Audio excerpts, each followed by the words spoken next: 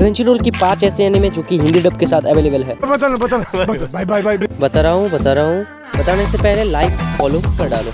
Number 5 पे my days of darling, 4th है toilet bound हनाको-कुन, 3rd है रैंकिंग ऑफ किंग्स और ये मेरा पर्सनल फेवरेट एनिमे में से एक एनिमे है।